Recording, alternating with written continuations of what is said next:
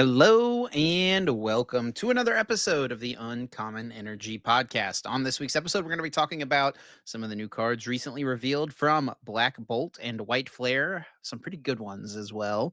We will talk about the results from this past weekend's Portland Regional Championships, as well as a couple of other tournaments that happened this weekend. We will, of course, have Guess That Flavor Text, everyone's favorite segment of the podcast. And then we're going to wrap up this week by talking about the Destined Rivals release, which is set to happen this weekend. It will be live on TCG Live on Thursday of this week. And then we also have the Bologna and Hong Kong Master Ball League tournaments this weekend, the Bologna Special Championships and the Hong Kong Master Ball League. We'll do a few predictions for those things. And then, of course, we'll have our weekly bonus episode exclusive to our YouTube channel members and our Spotify subscribers. So if you want to get a little extra content from us and also show a little support, that is the way to do it.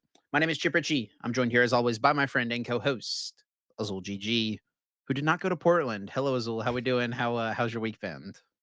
It's been a little bit of it wasn't like that big of a roller coaster, but I was like definitely stressing last week. I was like planning to put in some time to prep for Portland, but then as I played with decks and tried them out, nothing felt good enough. I kind of had like conceded to not playing Guardvor or Dragapult.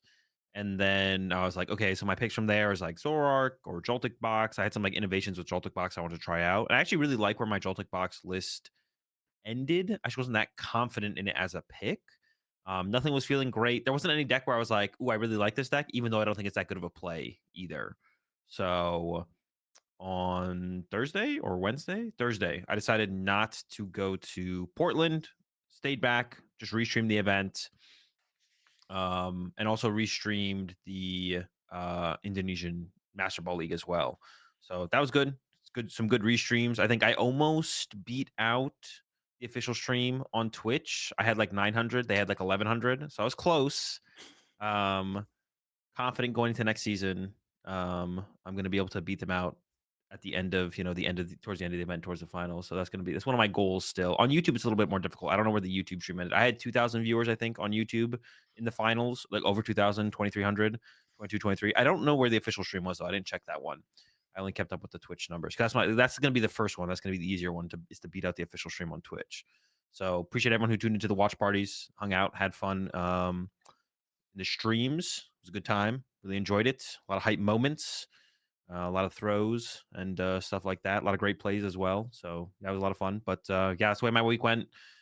Playing to prep for Portland. Decided not to go to Portland after I couldn't find a deck. Just restreamed the tournament anyways. Had to, as always, had fun with the restreams. So I didn't expect to not have fun doing the restreams. The restreams are always fun. So that was my week. What about you, Chip? Though you were in Portland casting or interviewing, lounge hosting. How'd that Chewing on go? tables. Chewing on cables. Yeah, the stream did have a couple hiccups on the YouTube side of things. I think that it's only the YouTube side. I feel like the Twitch stream is always smoother than the YouTube. Oh no, actually, I think both streams went down for like a second. Yeah, how were the cables in Portland? Portland was good. Portland was fun. Yeah, got to do the hosting stuff, and I got to do it alongside Puka for this one, which was fun. Usually, it's just kind of a one-man show with the like segments and stuff like that, but Puka and I were able to kind of share the load there, and it let me focus more on the interviews. He did more of the like tournaments, keep you up to date intros and stuff like that. So yeah, split up a few responsibilities, and then also got to work with him, which was fun. And yeah, overall, fun event. A lot of really cool stories. I got to do the like junior and senior final segments as well, which I enjoyed doing. And it was a really cool story, especially. So I guess I can share two things here. One was the coolest play I saw happen through the entire weekend happened in juniors top four. So it was Charizard Dragapult up against Raging Bolt. The Charizard Dragapult player to go down to two prizes remaining up against the Raging Bolt player's four prizes remaining. Takes a knockout and then puts one damage counter on a Latias, one damage counter on a Pheasantipity, and then four on a Pheasantipity. Or not a Pheasantipity, a Hoot Hoot. Okay. The Raging Bolt player flips the scripts, nest balls, gets a Teal Mask Ogre Pawn, uses Noctowl to get Picnic Basket. Oh, And and Prime Catcher to Picnic Basket heal all the guys, and Prime Catcher to KO the Charizard all at the same time. And then the Charizard Dragapult player unfair stamped the Raging Bolt player to 2 with no Hoot Hoots in play. And the Raging Bolt player drew the pieces to get 5 energy in play to take the knockout to send it to a game 3. They did eventually lose, so Charizard Dragapult still ended up winning. But it was that was like just seeing the picnic basket play was so sick because that's a card we've talked about a couple times on the podcast. And then there was a really cool story actually in the seniors final match. Carson Washer, who's a very long time player, he's been playing since he was a kid, like in juniors. This was his last regional championships as a seniors division player. He's a last year master or senior. He'll be aging up to masters. He's never won a regionals in seniors. Oh, really? Because Um, I've heard his name a lot. yeah, That's he's actually very surprising to me. good. He's Yeah. very good, but he's just never been able to win one. He got second earlier this season to Justin Templar when Carson was playing Block Lax up against Justin's Charizard, and Justin cheesed along game 1, lost game 2, and then wins game 3 with the time rules and stuff, right? Yeah. Or I don't think he cheesed. I think Carson, yeah, what Carson whiffed like 6 flutes or something ridiculous like that. That's what it was. I remember that now. Oh, yeah, actually, that sounds familiar to me. I don't know if you told that I to think I me or told if you that, yeah. yeah, yeah. But then Carson for this tournament, he's plays against Nathan Osterkatz in the finals, and Nathan and Justin, Justin won 3 regionals this year, and Nathan won 3 regionals this year. It's like they've split Yeah. basically a pretty good shot. One of the regionals, one of those 2 kids is going to win it. Carson played Joltik Box specifically to counter Justin and Nathan because he knew they were going to play Zolwark. And he was like, I Yeah. can beat the rest of the seniors. I just need to have the deck advantage against Justin and Nathan. And he beat Nathan in about 15, 20 minutes in the finals. It's kinda Um, funny. That's like one of those, like, local metagame tactics where it's like, what if the best players are gonna show up with the same deck again? And this is what I tell yeah. people to do. Like, if you're like, people ask me about like metagaming locally, or is there any difference between like a regional and a local metagame? It's like, yeah, if the best players are going to show up with their deck again, and you know they're going to be in top cut, if you want to try and win the League Cup, you have to beat them. You have Yep. to tech for them. Like I would do that all the time when I go to League Cups and stuff. Like I'm not going to tech for anyone who's like driving up with me, but like if I know 2 other players that I expect to make top cut are playing a certain deck, and I can just add 1 card to my deck to beat them or have a big advantage, I'm going to do it. And that's kind of funny to see it. The seniors division I don't know, like that's like interesting that he could go that far out of his way to be like, I'm playing a deck that I think is probably worse than what I could have played, but I Sure. know it beats these 2 players, and he knows he's just better than everyone else besides them. You know, Yeah. those are his real competition. That he goes out of his way to play a deck that definitely beats them, but maybe is not as good of a play as he could have played overall. So he finally gets his regional win at the last opportunity to get it as well, which was really sick to see. And there was a cool story there between Nathan specifically and Carson because they played each other in Top Cut at the Junior Dallas Regional Championships back in 2020, which was the first tournament that Nathan ever won. And Carson was playing Shocklock, Nathan was playing Turbo Dark. And I don't remember all the details of the situation, but I think Nathan like cheesed a game, like a donk or something like Yeah. that, lost a game, and then I think it was something ridiculous, like Carson prized all 4 Stoutland or something like that. And one of the it was like some crazy, like all 4 Lillipups maybe or something like that. I don't remember what it was. So there was like just there's some cool backstory there. And stuff stories like that I think are really unique and fun. And we just don't get to like talk about them too much. But they happen at all levels of the game, junior, seniors, all the way through masters, but stuff like that specifically because it's like such a long time. Like these guys have been playing against each other since they were, like 7, 8 years old. Now they're teenagers. Carson's going to age up next year. Just cool stories for sure. Yeah, definitely, definitely. Yeah, we don't get to see much of that as well. Like we're not following along. You know, they don't get streamed every tournament. We don't until recently. I feel like even the tournament winners were a little bit more unknown. But then Yeah, once again, shout out to Robin as always. Now all the all the results for juniors and seniors are it's huge. Yeah. over on Limitless for the major tournaments. So Yeah, and even in juniors, like the 2 finalists, Luke Giffen, he already had won a regionals this year. He ended up winning this one as well. And Annabelle Ono, it was her 4th finals of the year. She had won 2 and then now has 2 second places because Luke was able to get the win. So it's like, yeah, it's really cool to see like the consistency from some of these kids because they all go to basically everything. They don't go to like every single one necessarily, I don't think, but a lot of them go to yeah, almost everything and have really good consistency. It's like someone talking to some of the like camera crew guys, they were like, yeah, like realizing like this is basically like travel basketball for these kids, like which is I think like yeah, a more common thing, like a competitive sport that teenagers or young kids will like have that their parents will commit the weekends to, but it's like it's basically that exact same thing, but on a just a little different level, right? Yeah, just a different kind of hobby, right? Yeah. A little bit more involved, I feel like, right, than You got some to of the go a other little ones, farther but usually, yeah. I feel like the potential return for the kids is also higher, right? For So sure. there's like that trade-off. Yeah, It's it's always good definitely to definitely fun to watch kind of and what'll be cool too is like now that I've spent the last few tournaments kind of like I mean, and some of the like kids like Carson and Nathan and Justin, like I've known who they are for forever, right? But yeah. kids like Annabelle and Luke, I wouldn't have really gotten to know until this year, just from like covering the juniors division, right?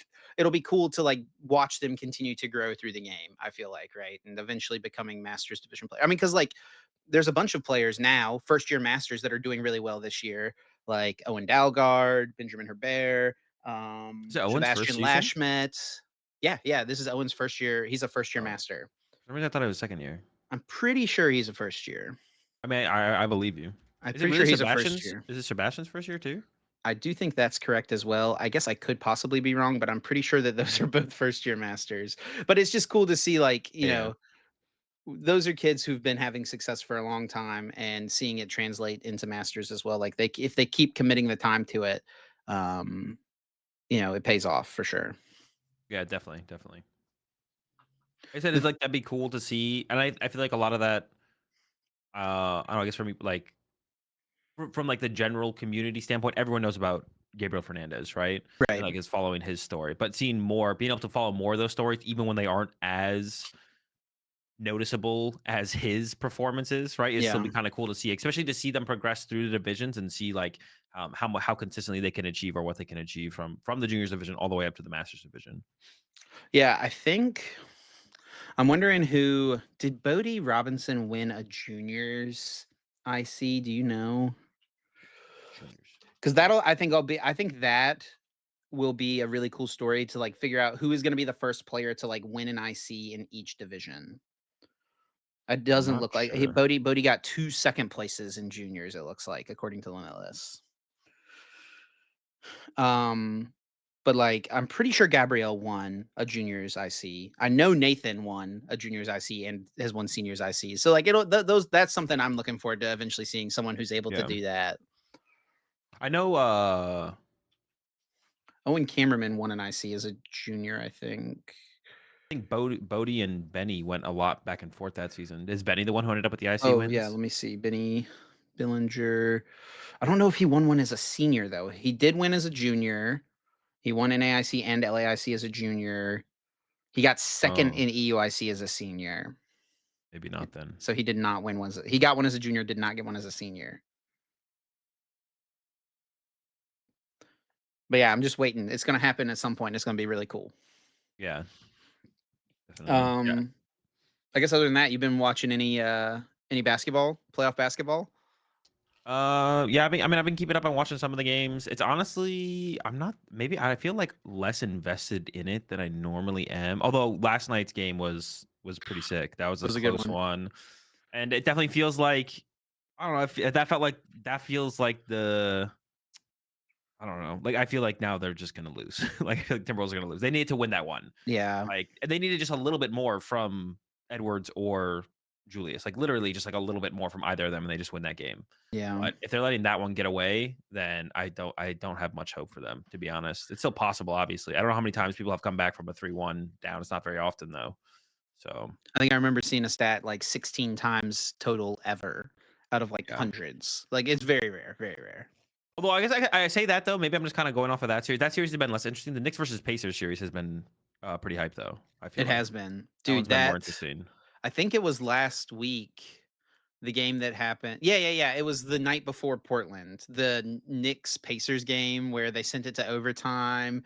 Oh my gosh, dude, that was like that game was insane. After the Pacers had been down, so they were down like like 15 points with 2.5 minutes left or something ridiculous, and then they came back Yeah. and won. Like that's absurd. I But think they then were the other down side of that 9 with coin, 50 seconds at some point. yeah, yeah. I mean, absolutely. Like stuff that just should not happen. But then Yep. the flip side of that is like the Pacers did blow a 20-point lead in the game last night. So Yeah. I mean, that's a little bit different though. Like, I feel like a 20-point lead going into the half, sure.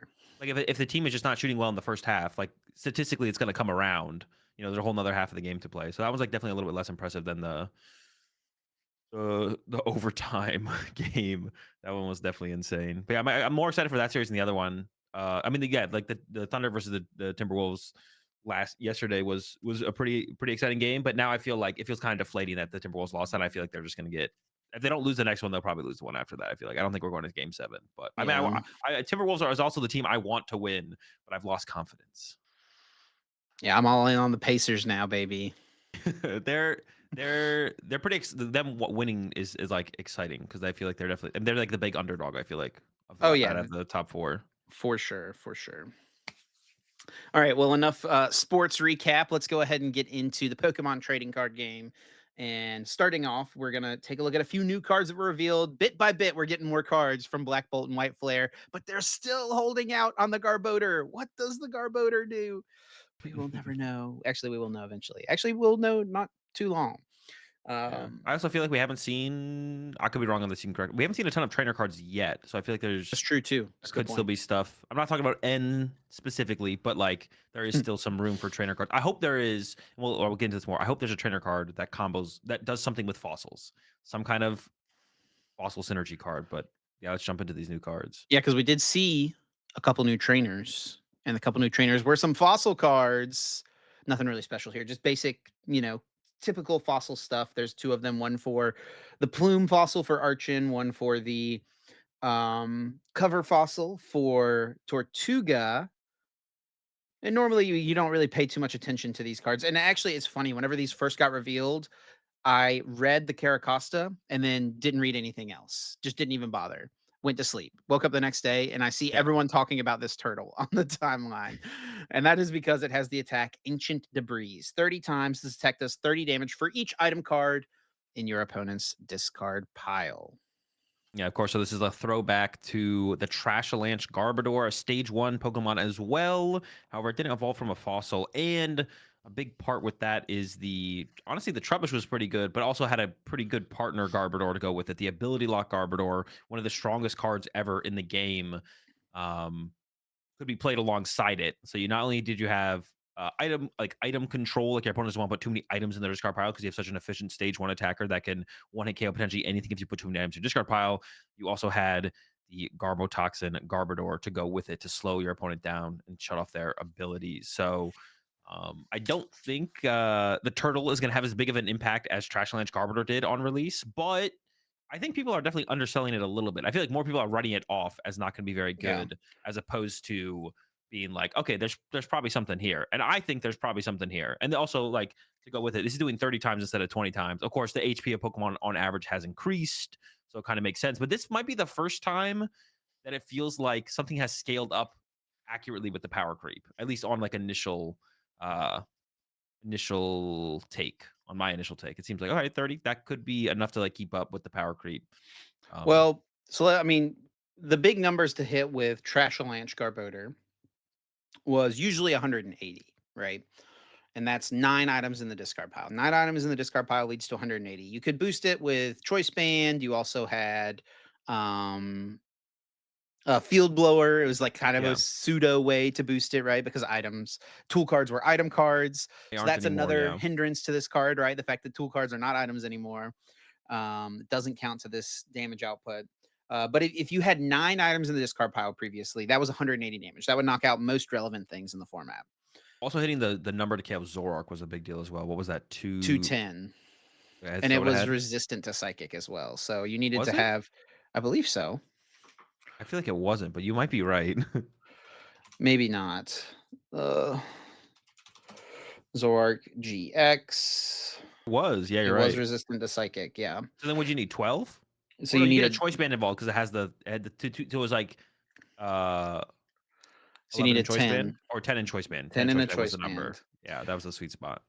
But now, so I mean, if you needed 8 to get to like 180 on Drampa, for example, Yeah. or 9, sorry, you needed 9. Now 9 items in the discard pile is 270 damage. So scales up and knocks out a lot of stuff. but you're not getting there on the stage twos. You're not getting there on the Yeah. Dragapults. You're not getting there on the Gardevoirs. We You also don't need have a little choice bit band. more, and we don't have choice band as well. Yes. So and like you said, there's no Garbotoxin to pair with it, and the basic is an item card, which Yeah. is a bit more difficult to get into play. Now there's other cool things, right? That you like. You can Arven for this. You can use Team Rocket's Petrol to search this thing out, right? Like you can get this with cards that find items, but you can't um Oh, start Buddy it Poffin. for Yep. one. You can't Buddy Poffin for it. You can't Artisan for it, right? So to Do locks me, you out of it as well. yeah, yeah. There's like Badoo, there's Jellicent. So we'll see how good that thing is, right? Like there's a lot of things that will slow that become problems for the Tortuga here. So my prediction here is that this card will probably not ever be very good. I could see Dude. it pop up as like maybe there'll be like um if the format is super turbo or something like that, like you could I think like the most likely place for this would be like some sort of like anti-meta type of deck where it's like you're trying to counter like this is your answer to like the raging bolt of the format that's going to fly through the deck, right? To be your response to that. But I don't see this like being its own deck as it stands with what we have right now. Now, who knows? Maybe there will be some Caracosta that comes out in the future or something that has Garbotoxin type ability, right? Um, but I don't see it right now. Okay. I think this card will definitely be good. I think like we'll definitely see it in a at the very least tier 2. I'm gonna predict a tier 1 deck at some point. And I'm not even like for just basically one meta game. It's just a really good play and that's it. I think it'll be like maybe we'll have to wait for a rotation, maybe we'll have to wait for a couple sets from now. But I think this card will definitely be a consistent part of a meta game. Or multiple formats worth of metagames in the future, Where do you think for we stand sure. right now on our Cleffa versus Pidgeot debate? I think Pidgeot's still ahead for sure, but the It's gap probably has I been think it's pretty closing. close. I was gonna say Yeah, it's pretty the close. gap's definitely been actually, let's look it up on Limitless right now because we're gonna do it based on Well, I don't Limitless think we ever points. had like a way we were gonna do it based on. I mean, that's the only way to do it.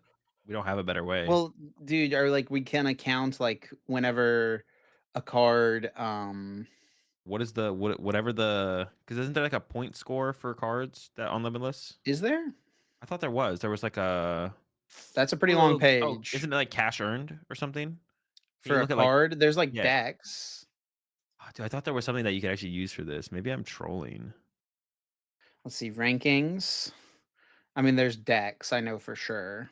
Yeah, maybe that'd be hard to do. I swear there was something, but maybe I'm misremembering. Uh oh, decks right here. Yeah, I think it's just by decks, buddy. Hmm. So it You might be can hard you for can us see to which determine deck this. has the most earnings, which by the way, ever since I noticed this recently, I wonder if it passed it this weekend. If we go by earnings, we're very close to seeing our first ever $1 million earner in Gardevoir EX in the Pokemon TCG. Honestly, I guess yeah. I mean, at this point, definitely not a surprise. I think will it get there actually though? It's got total. Probably. It rotates next season. Grimmsnarl's about to come out. Dude, See, it only needs $60,000. If someone wins Worlds with it in any oh division, yeah, it's almost there. sure. No, it could get there for sure. We'll Right? see. We're gonna see our first ever $1 million deck. And now part of it, like some of these would be boosted because there's no juniors and seniors numbers for some of these older True. decks. Yeah, Like they're not gonna be boosted by much. not much, no. Still a pretty accurate representation for sure. Definitely. Definitely. Oh And it makes you realize just how much more money has been added to the game these last couple of seasons. Like Zolark GX, which was one of the best cards for such a long time, is sixth on the list. And all these other decks are things that have come out in the last 2 or 3 years. yeah, for sure. Yeah, I think Um, I think the turtle will be. Yeah, I think it'll be good. I think it'll be solid. It'll be solid. Maybe nothing crazy. No guard. It probably won't be Guardvor level, but I think it's being a little bit underrated right now. Obviously, like you said, all those things that you said make sense, right? Like hard to find. I think a big part might be if they give us a trainer card that synergizes with fossil cards or fossil Pokemon in general. But even if they don't give us that, and even though the fact that if your opponent Padoos you, you literally can't bench the fossil, I yep. think there is still like even if all those things line up, we don't get a card to boost it. All the other things that seem like in its way. This card still has a long. It has three. Like every card gets 3 years, right? I think one of those years 8 of those months somewhere in that in the next 3 years, it'll have a good run. Cope. Um, Next up, we've got a Keldeo EX. So I think this one was a little disappointing to a lot of people. Obviously, Keldeo EX originally was a very good card. Its Russian ability made it useful in lots of different decks.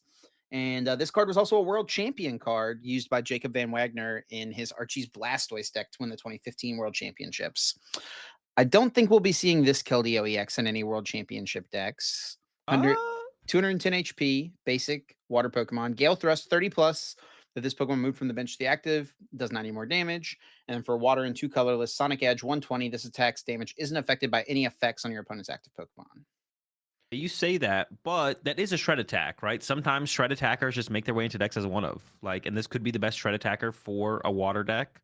Sure. So yeah, this isn't anything special. It is obviously just like a situational inclusion for its shred attack. But I wouldn't be surprised to see this find its way into meta decks for sure. Yeah, I guess it depending on like what comes out in the future, right? Like maybe if there's some Baxcalibur deck that's really good and you need a shred attacker, this Yeah, is it. exactly. But it does do less damage than Baxcalibur itself does, so maybe Yeah. not. Maybe not a Excalibur deck, yeah, but something with like I don't know, like Rainbow Energy, right? Like Yeah, that's we're a getting card you prismatic, we're have. getting prismatic energy or whatever, Oh, right? sure, We're sure. getting prismatics coming out. We have luminous, so put a luminous on there, put two of whatever other type you play, and then 120, you're getting through the crystals and the Mimikyus and stuff like that. I'll take whatever odds you want that this card will never win a world championships. Oh, I'm not gonna bet it's gonna win a world championships, but if it like was in a world championship deck, like it wouldn't be like, oh wait, that's crazy. It's like, oh, it's a shred. They include it in their deck for as a shred attacker. This makes sense. Sure. Next up, another one that's like this one is kind of a spiritual reprint to a very good counterpart from the past. Terrakion, retaliate for a fighting in a colorless 50 plus, and if any of your Pokemon were knocked out by damage from an attack during your opponent's last turn, it does 80 more damage. Yeah. So this one is a little bit different, right? What the old one you said it was like 30 plus 90? It's just less. It's the same thing but less damage. Yeah. It's weird that they moved some of the revenge damage over to the initial, but maybe that makes sense, I guess, because that this one's 50 plus 80 instead of 30. Oh, it was 30 plus 60? Yeah, Oh, so it's all just boosted. I thought it was 30 plus 90. It was 30 plus 60. it Oh my did gosh. 90.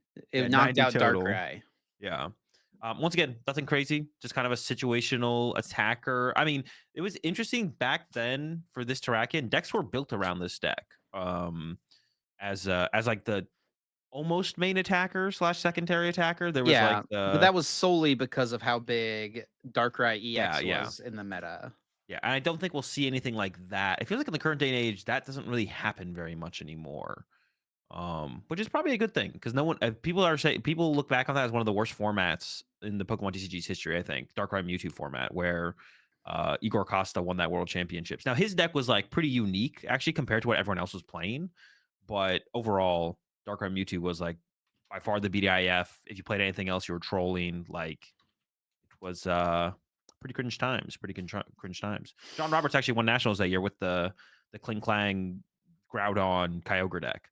Yep, So that yep. was cool as well. Honestly, the two decks that won the two biggest tournaments of the year were definitely more unique. I mean, Igor's deck was Darkrai Mewtwo. He just had Prism Energy and Shaman and stuff like that. So it wasn't anything too crazy.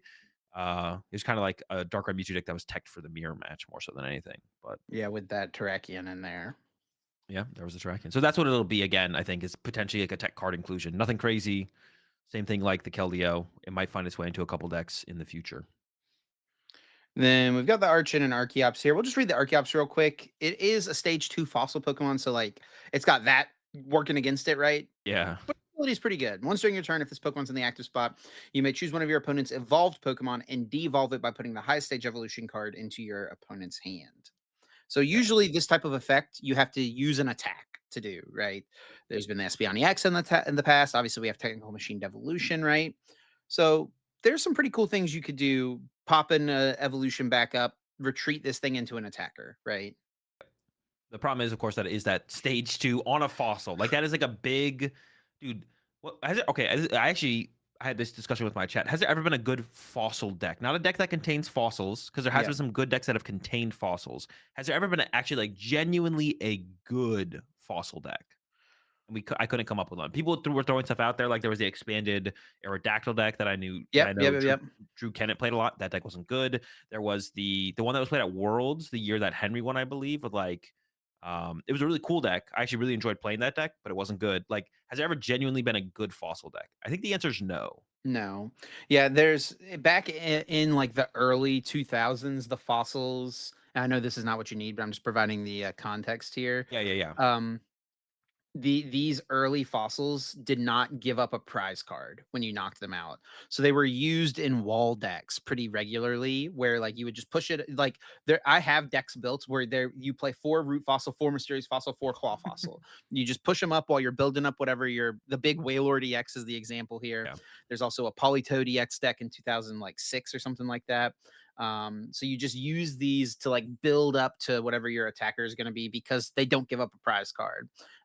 They changed that because nobody thinks that is fun, and now they give up Yeah. prize cards.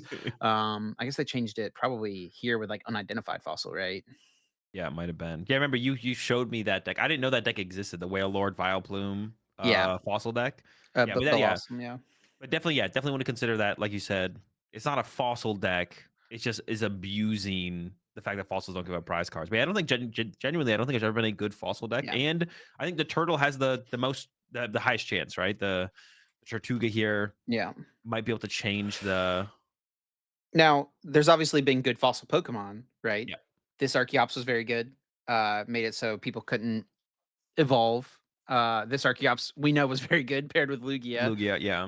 but But they you were all didn't use cheated the into fossil. play. Yeah, Yeah, they exactly. were You all put him. cheated into play with Lugia V Star and Maxis, right? Yeah. So yeah. So Maybe they're wait, yeah. We might get there eventually. I remember Jake Gearhart was pushing some fossil prop in the broken Lugia format, playing the Lugia deck with the fossil, getting to the Archeops through the fossil instead of playing Lugia, but obviously not the way to play the deck in the end. yeah. Um, we'll see if it's different this time around. But I think it does have to probably come with besides the Tortuga could exist without this card, but I feel like the Archeops desperately needs some supporter card or stadium card or item card that somehow synergizes with fossils. And then the last one here we're going to talk about, probably the best one of the bunch, is going to Yeah. be this Genesect EX. It's a basic metal type Pokemon, 220 HP. Its attack, protect, charge for 2 metal and a colorless, 150 during your opponent's next turn. This Pokemon takes 30 less damage from attacks. Nothing really special with any of that. Resistant to grass, weak to fire, to retreat. Where this Pokemon gets really good is this ability, Metal Signal. Once during your turn, you may search your deck for up to 2 Metal Evolution Pokemon, reveal them, put them into your hand, then shuffle your deck. It is an absolute insane card. Definitely the best card revealed by far. And you can think of so many different partners to throw this with already, right? We got the Matang, the one that accelerates energy from the top of your deck. We have the Metagross that we're going to talk about a little bit later, or maybe we'll just talk about it now. That is coming out in Destined Rivals. Steven's Or actually, Metagross. yeah, Steven's Metagross. I guess Steven's Metagross is literally already out. You can already play with it on PTC July if you want. It's not legal for tournament play yet until NAIC weekend. But yeah, this card is super good. Doesn't matter what type you'd give it. It's pretty good. It happens to be with metal Pokemon, of course, and I think there's some metal Pokemon in the format that are like I don't think you've only mentioned the most obvious partner for this right now. what? Golden Go EX, Oh bro. yeah, Golden Go. Golden Go also Revavroom. Revavroom with Revavroom, Golden Go. sure.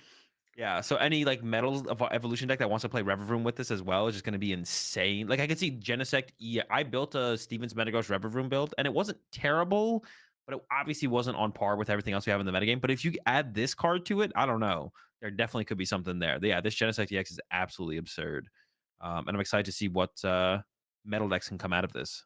Yeah. Yeah, good support. And its attack isn't terrible as well. It's not amazing, obviously, but you can set up for like a 2-hit KO with some other main Yeah, attacker, right? It's not the worst attack on like a support Pokemon. definitely, definitely.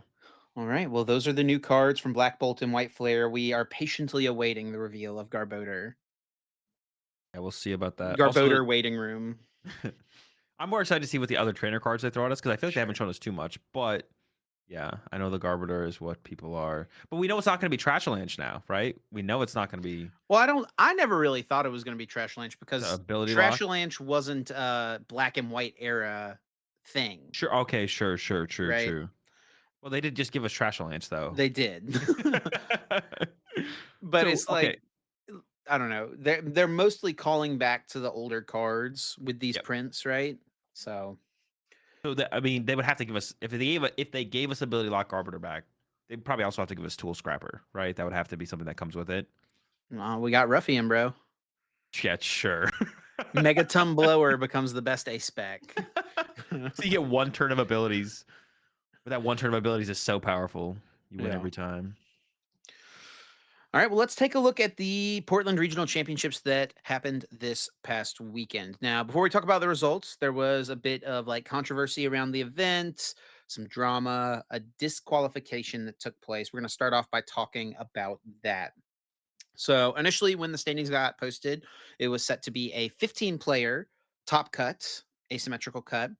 But then that was cut down to 14 players because Aban Ahmed was DQ'd from the event for his sleeve that was on his unfair stamp. And he posted this picture and just said the word unfair. And here's the picture of the sleeve. Lots of people discussing in the comments and stuff like that.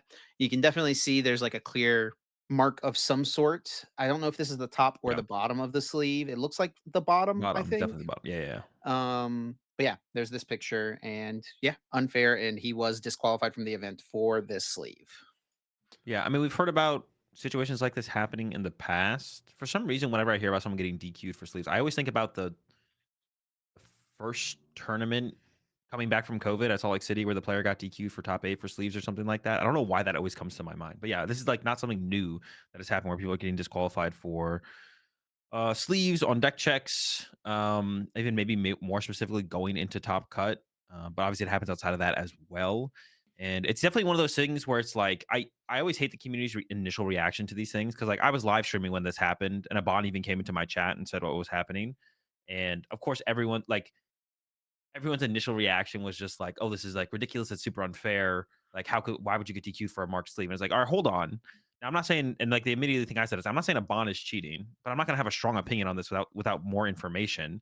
But like, do we really want the judges to not DQ people that they think might be cheating with marked sleeves? It's like, no, um, obviously not. Like, your just initial impression is like that a bond is saying that he got DQ'd for a marked sleeve. If your initial reaction to that is like, "Oh my gosh, that sounds ridiculous," it's like, well, we should wait for some more information here. I will say, now that I have actually seen the sleeve, and you could even look at the other picture that Abon posted on Twitter as well. This does seem like it was maybe blown a little bit out of proportion, and a DQ maybe seems like it was too much because yes, it is marked. Yes, it is the unfair stamp, but it definitely looks like a natural marking. Like I've seen sleeves be like get those kind of like bends on them on the sides or the bottom of the sleeve. So this one maybe does seem like it shouldn't have been a DQ, to be honest. It doesn't seem like it's gone far enough to the point where it seems like blatantly obvious. Now, to go with that as well, we don't know if the tournament staff thinks Abon cheated or if they're just like, because, and a lot of this is what I hear happens a lot of times is the judge's response to these situations is, we don't think you cheated, but we think that the potential of gaining advantage is so high based on the information that we have that we still have to DQ you. And I do think that is fair. Players shouldn't be able to um, not take care of their cards or sleeves or let them get so messed up to a point or play so sloppy to a point, even if nothing malicious is happening, that they don't get penalized. So there is a point where if players are not taking good enough care of their sleeves or taking good enough care of their cards or playing so sloppy, they're double attaching every other turn. And even if they aren't doing it on purpose, eventually they should be penalized. This does seem like it was maybe a little bit too far though. Because it doesn't seem like it's that this doesn't seem like it's like that. I don't know, obviously that it wasn't just like a natural marking. Um, to go on to So one more thing before I let you take over the chip is just like uh as you as a player, me as a player, anyone as a player, you have to do as much as you possibly can to protect yourself. So something that I recommend players do is literally check your sleeves between every single round because you never know. Like you could get deck checked, and apparently a bond got deck checked in round 9. So between round 9 and top cut is not that much time, but during any game, during any shuffle, a sleeve could become marked. So what I do recommend to players is you should deck check yourself in between every single round. I do this myself. I recommend every player does it. You have to look out for yourself as much as possible. The judges can only do so much, and they will end up in situations where mistakes can be made, and players will potentially be unjustly disqualified or penalized. But you have to do as much as you can as the player. And no, I don't think anyone on the judges' side of things is acting with malicious intent either. This kind of just seems like it's an unfortunate situation. But I would argue that it probably seems like it went a step too far, and a DQ probably should not have happened here. So the way the process usually works for situations like this, whenever a DQ is so players' decks are always collected before top cut. They're checked as they are, right? And if deck check thinks they find a potential issue, be it with a sleeve or like a card not matching up with a card on the deck list, right?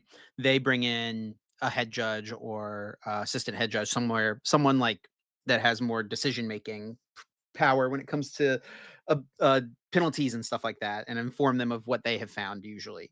And usually, in the case of a marked sleeve, like they don't it's not like one person looks at it and says, "Yeah, we're going to DQ Yeah. this person." It goes through multiple layers, right? Multiple people have to look at it, especially as these tournaments get higher and higher stakes. Um, The and the deeper you people go into who the are and tournament. the people who are doing deck checks and the people who are head judges and assistant head judges at these events are very experienced now at this point in North America, at least, especially like these people. It's like the same people at most tournaments, you know. So like these people have seen a lot of different things. And the process usually involves whenever they think they have a marked sleeve situation, they will look at the sleeve compared to other sleeves, you know, compared to normal wear that other sleeves have. And if the wear is a little bit different, you know, then they might escalate it a little further and look at it. They'll also look at what card it is, right? Yep. If this sleeve had been marked and it was one of a Bond's Dreepy, it probably wouldn't have been as big of a deal because it's a one of a four of, but it was his unfair stamp. You know, it's a Yeah. one of very impactful card for his deck. I'm not saying anything about a Bond either. Like um, also don't know all the details of the situation, but what they'll do at that point is then shuffle the deck, lay out all of the cards, and then see if they can identify the card looking at the table of sleeves, right? If they can pull out the card, that's not a good sign. They'll do it again. They'll bring in someone else with clean eyes who doesn't know the situation, pick out a sleeve. If they can pick out a sleeve, then it becomes an issue, right? Where it's obviously an identifiable card. Now, I don't think Aban necessarily did this intentionally, but and it is maybe I don't know if I should say uh unfair, but unlucky. The sleeve that got damaged in this way was his unfair stamp Yeah. specifically. But I based on the precedent from the past and kind of the process they go through to get to this point, it doesn't necessarily mean they think he was cheating, but they think that the potential is there for an Yeah. advantage to have been gained.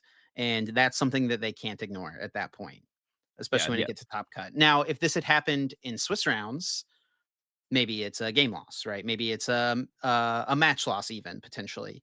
But once you get to top cut, you've played a whole tournament, like from their mind, from round 9 to like all of day 2 effectively. Potentially this sleeve has been played with like this. So there's, you know, multiple rounds there where the potential for an advantage could have been gained, right? Yeah, and I don't know if the process has changed recently, but I definitely have heard that exact line have been said to players before. It's like depending on where we are in the because of how where we are in the tournament, the penalty is greater because of that. Because you've played all of day one, because you've played Yeah. most of day two, because you're going to top cut right now. The potential for the advantage has been gained, and I think we'll probably know if they think Aban is cheated or not based on if he gets banned after this event or not. I will say that. Like, I think if he ends up being banned after the event, they probably think he cheated. I think if he doesn't get banned, they're like, we don't think you cheated, but just on the precedent of the thing because you played all of day one, all of day two are headed into top cut, and this exists on a card. We can't not DQ you. And like I said, in this situation, I feel like a DQ is a little bit too far. I feel like maybe a game loss, a match loss is basically the same. Or I Sure. guess maybe a match loss, like a match loss, like then because for anyone who doesn't know, a DQ means he's like basically completely removed from the tournament. No prizes, no championship points, nothing. A match loss, he would have just effectively lost in asymmetrical cut and ended top 16, and then a game loss, he would, enter the match with a game loss. So I could see a match loss or a game loss. Although I don't, is there precedent for them doing match losses in situations like this? I don't think there is. I think it's usually either I think usually at this point in game the loss or tournament, DQ. yeah, I think that's usually the Um, case. I don't know for sure though. it feels like they don't give match losses for this kind of stuff ever. I feel it's usually a game loss or a DQ. This is a rough one But for Aban as well because he's currently ranked 18th in North America. So Yeah. he's one of the players who's like he's obviously got his world's invite, but he's fighting for one of the top 16 spots to get the travel award to the World Championships. I completely forgot that there was a travel award for the World Championship. Yeah, yeah, the we'll have travel award for that, and even potentially this could affect like the travel award for the first IC of next year as well. Yeah, true. So, yeah, that is like, I mean, also the prize money for the, I mean, that could be like It's $2,000 for top 16. basically it could be like up to like 8K, right? Because the travel award, I guess the travel award would be like 2K, so it's like 7K. But if this also affected the travel award going into the IC next season, Yeah, and it would be a higher travel award because it's probably for LAIC. We don't know the order yeah. of ICs, but usually LAIC is first, right? Yeah. I guess we don't even know for sure that there's travel awards, but there probably will We be. don't even know that there's ICs next year, to be honest. I mean, what if they just hold 3 world We don't championships? even know if there's going to be a Instead season. Yeah, what if they just cancel the Pokemon TCG? All because of this sleeve, bro. Gosh.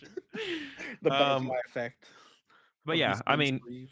I would just like to see the community. I think going with this, like one, I would just like the community's reaction to be a little bit more level headed when this initial information comes out. I feel like people are just like they are.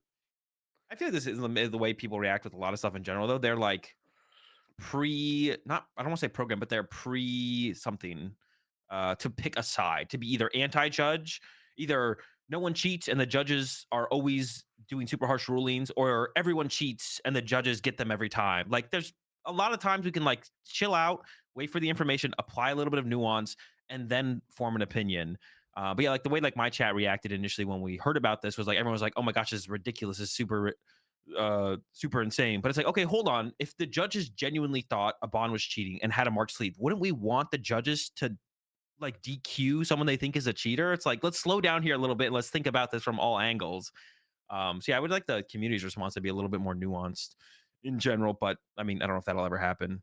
But yeah, but like I said, after seeing now that I see the pictures of the cards and stuff, it feels a little bit blown out of proportion. Match loss, game loss, DQ feels a little bit harsh for this one. But like I said, I think we'll know if they think Gabon cheated. If they think Gabon's cheating, and it just isn't like a what is it? Not a lack of judgment, but a lack of like maintaining lack of what's the word I'm looking for here? Like just like letting things like obviously like you should do better. You shouldn't be so sloppy. It's a lack of Got come on, nothing for you, help me, buddy. Chip. Come I on, got Chip, nothing help for you. me. But yeah, if they think it's just like him being too sloppy, not taking care of his cards, not taking care of his sleeves, then he won't be banned. So that would be like the telling point for me, to be honest, what the judges actually think. But there, like I said, there is precedent, and it is reasonable if you don't take care of your cards, you don't take care of your sleeves, you're playing super sloppy. That game losses, match losses, even a DQ should happen, even if there's nothing malicious going on. Yeah. All right. Well, let's take a look at the results now from the tournament.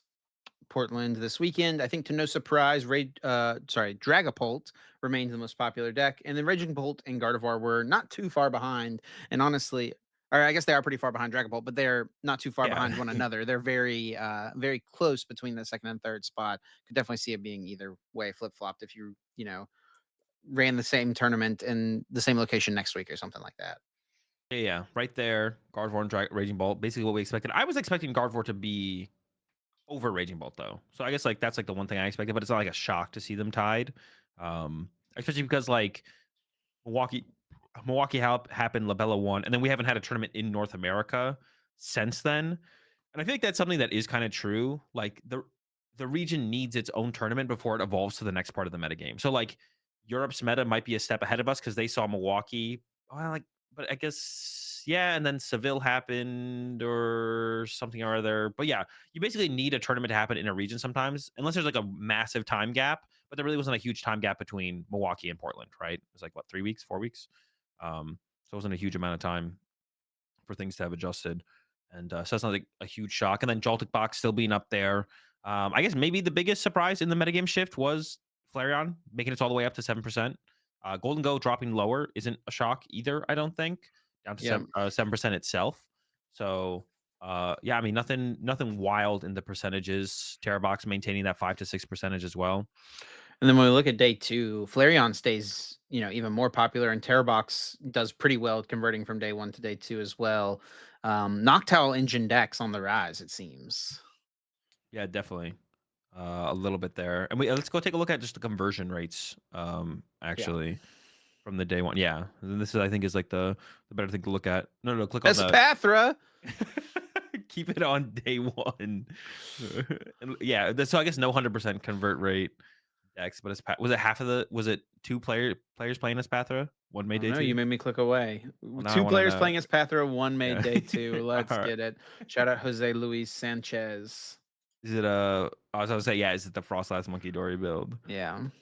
It is. So not Um, really a S Pathra deck. yeah. But going back to clicking on day one, you can see, like you mentioned, Flareon and Gardevoir having like the best conversion rates of the top decks, and then Terra Box, Yeah, Terrabox and Flareon both for, the these Noctowls. Noctowl engine decks, both converting very well. Terrabox especially, like this was a really solid tournament for Terrabox, it seems.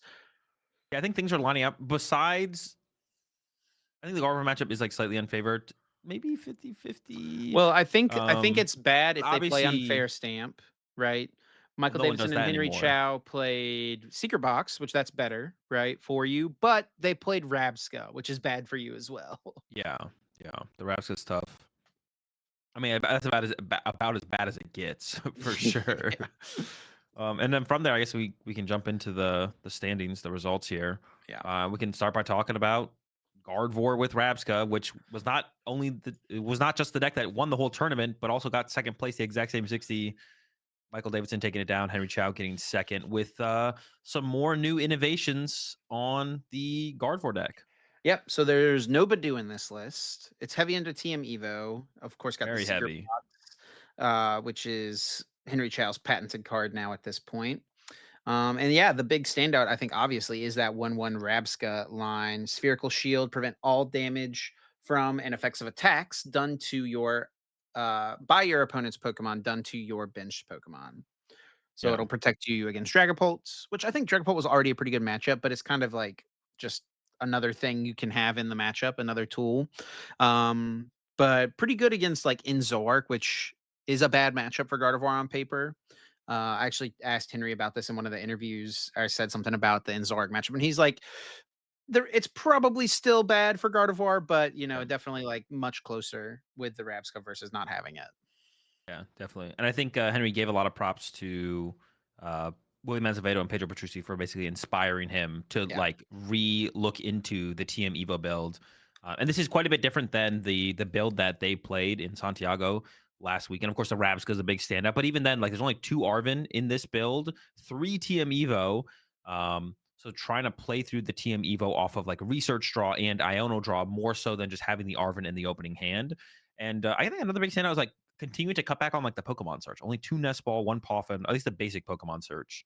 Yeah, because So Technical Machine Evolution is your Pokemon search. yeah, yeah. I mean that finds you. So your Ultra Ball is a little bit. You feel a little bit better about Ultra Balling for a Ralts than maybe you normally would. But yeah, it's a very interesting build. Very cool innovations on the deck further. And I mean, I guess leave some more questions open for Gardevoir. Is there anything else to do with this deck? We got like what, only a couple major tournaments left, or just One, one? Yeah. Bologna. Bologna, yeah. And then, we're into the new format, so I don't know, we'll see if anyone comes up with anything different in Bologna, but, yeah, Gardevoir does it again. This time, the Team Evo build, no, no Brent 60, and we could even I think from there, we could just look at Piper's Gardevoir Well, list. first I do Oh, wanna, go ahead. pay the respects to the fact that these guys ended up playing each other in the finals, right? That's like a cool thing you don't see happen very often. Yep. And I can't think of very though I can really only think of one example, and it's an old school example. You might know of I don't know if your testing group ever did it where you both ran into each other in the finals, but yeah, for Did like a not same happen. 60 to meet in the finals is crazy. It happened once at US Nationals in 2006 where two players were playing this completely rogue Raichu Delta deck that nobody knew anything about. And then they met in the finals for Martin Moreno to win the tournament totally undefeated eventually. That was like a cool old school story. But other Oh, I than didn't know that, about that one. I didn't know about that one. That one's cool. yeah, yeah, it is. That's a cool one. Yeah, total rogue deck. They meet Yeah. each other in the finals. Martin Moreno goes undefeated by winning the last game. Um, but yeah, I don't know. Maybe someone can fill us in the comments if they can think of a time where a same 60 mirror match has happened in the finals of one of these You major you tournaments. don't know the other time? What am I missing? It was at Portland Regionals, Xander Perot Oh, sure. versus with Yep, yep, yep. Espeon. Truly, dude, how did 2 SB Garbs make it to the finals of this format, bro. Xander would tell you it's the best deck, but truly quite the puzzling results, to be honest. Portland regionals in 2018. Xander Perot and Coulter Decker, same 60 SB Garb. I did forget about this. Yeah. Yeah. That would have been a cool callback, honestly, this weekend to talk about since it was literally the Portland regionals in 2018. I actually, that's actually kind of surprising to me that you didn't. I assumed that you guys were aware of that on the stream and everything. You guys didn't mention it a single time on stream. I mentioned that I knew it has to have happened at some point, Yeah, like, yeah. but I couldn't think to a specific time. I Listen, didn't man, know about the. I got a lot of Pokemon information up here. I can't retain literally everything that's ever happened in the I history of the game. Yeah, I didn't know about the 2006 situation at all. I never heard that one before. This is the one that immediately came to mind. I was like, oh, brought it up on stream. I didn't remember exactly if it was Portland, but yeah, apparently it was. Maybe there's something in the water up there. But yeah, it happens Possibly. again. A couple years later, quite a few years later. But yeah, I don't. Yeah, anyone Here's else the who knows of final any standings others? here from 2006 US Nationals. If anyone knows of any other ones that have happened throughout the years, but I think this might be the only two times. I mean, at least two times that I only know about. I've never heard of it ever happening besides these. I wonder if Yeah. there's ever a time where two players like played the same 60, but that's probably we would have heard about that because that'd be like a modern era thing where like two people copied the Brent 60 and then hit each other in the finals, but they weren't even like no testing partners or anything. They didn't know each other. Oh, they just happen to be playing Yeah. this. I That would be don't like a think that's modern, ever yeah. I happened. think we'd Yeah. know about that if that happened because that's like a modern era thing. But yeah, speaking of the Gardevoirs, we will take a look now at Piper's list, which is a pretty different one. More similar to like the Brazilian list, right? William Yep. Azevedo, Pedro Pertusi. The big call out here is that there's no Drifloon in this list. Yeah, two Screamtail still on the Evo, and like you mentioned, closer to what the Brazilian players were playing in Santiago with the four Arvins, two TM Evo, and yet the double Screamtail, no Drifloon. That definitely is an interesting choice. I feel like I guess like it makes more sense, I guess, moving because now that people are moving away from Golden Go, I feel like Golden Go is maybe the main matchup you wanted the Drifloon for. But I guess also from watching the finals, pretty good in the mirror match as well. To be able to, chase down the Gardevoir EX when you're behind. We saw Davidson take advantage of that play. Also only one counter catcher. This was another thing to shout out here. So I think a lot of things to think about with Gardevoir moving forward. Of course, like you said, there's only one event, and it is this weekend. It's not like there's a lot of time. A lot of the European players are probably already know what they're playing for the tournament They've already coming up this locked the weekend. Brent 60. Yeah, but although Gardevoir is Gardevoir, like jumping ship to the Evo build, I don't think is like would be a terribly difficult feat for most players who are decently competitive to make that transition over to because it's more about the biggest thing about Gardevoir is like knowing when to use counter catcher and Screamtail or to attack with Drifloon or where to put your Monkey Dory damage. You still do all of those things with the TM Evo build. You just get your Gardevoir a little bit differently. And your tempo of your play might be a little bit different as well. Next up, we got a Raging Bolt list to talk about, and it's actually a cool Raging Bolt list, which is Cooler than normally your not something average. you normally hear. Yeah. But yeah, here it is, Raging Bolt with Pecharunt EX, a super cool tech. Yeah, the Petron EX in here, of course, is to beat the Maractus, the water pawns. The combo you can do with it is you use Petron to push your Pheasantipity into the active because it can't push itself. It pushes a different dark Pokemon. Yeah. And then through manually retreating the Pheasantipity, or if you have Latias EX in play, you should retreat your Fez back into your main attacker and continue to swing from there. So really cool tech card for the Yeah, I mean, stall stuff. also like against Slowpolt with Maractus, you can just attack with the Pheasantipity, right? Yep. Yeah.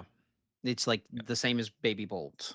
Yeah, and that might be where you end up in the early game if your Baby Bolt's prize, or for some reason you can't get to it, but you can get to like a turn 2 Fez through Crispin.